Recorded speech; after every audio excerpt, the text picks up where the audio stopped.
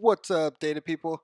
My name is Matthew Heffron, and today's quick tutorial is on top, middle, and bottom N. I had a video about top N and bottom N, and someone recently asked, what about the middle? So I thought I'd shoot a quick little video. So what I did was build this little dashboard here, and you can look at the top 10 and see the bottom 10. We can look at 30 customers, maybe we'll look at 35 customers, 40 customers. And we're going to always get the top 10, bottom 10, and then the middle. So let's talk about how we created this. The things you'll need for this, you'll need two parameters. So let's look at those. First one, top customers. If we hit edit, this is just an integer. We're giving it a value. I only want to look at the maximum of 40 customers, and the step size is 5. Minimum value 5. Okay, so go ahead and get that created.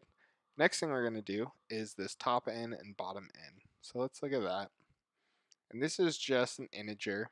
The current value is at 10. And we added the parameter and we just made it a type in value. Okay, next, what we'll need to do is create a set. So this set is top customers by profit, and if we look at that, all it is it's top customers by profit, and once that gets created, we just drag that and drop that on filters. And the next piece is the calculation, where all the magic happens. This is called top or bottom. And what we're doing here is saying if index is less than or equal to top N and bottom N, then it's the top values.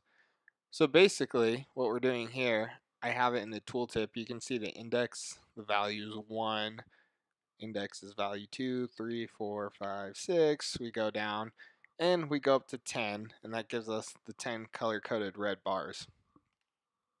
Next step of this calculation says else if size. And if we click size, I can show you what that's doing. Size returns the number of rows in a partition.